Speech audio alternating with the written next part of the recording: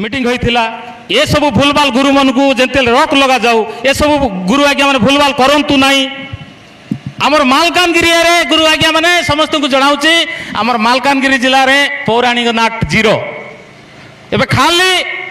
खाली बेकार नाटक गुडा रहउची पौराणिक नाट आउ देखा मिलू ना से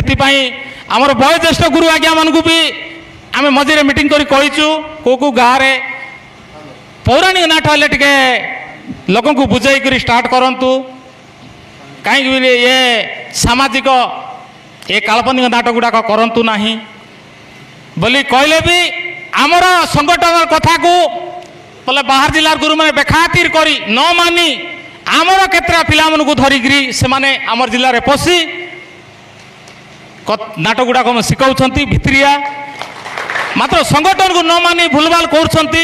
जदि संगठन को मानी थांते संगठन नीति नियम जो शर्त अच्छी से शर्त जदि मानी थांते एते दूर को कथा आसी न था। आज आम ये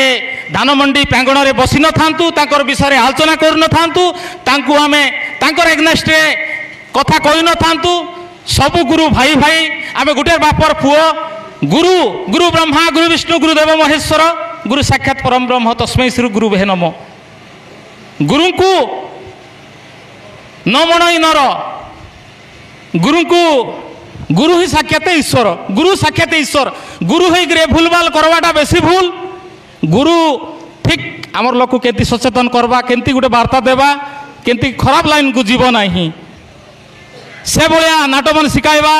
आमे केंती संगठित हवा आमर लोक केंती बुझाइबा आमु बेसी किसी कहबी नहीं। आमर वयोज्येष्ठ गुरु आज्ञा मैंने अच्छा मु आउरी बहुत आगु आर किसी कथबार्ता कही पार्बी ना पेसेंस भी ना संक्षेप मोर वक्तव्य रखुची। जय कला जय कलाकार जय साबर श्रीक्षेत्र देशिया नाट गुरु संघ।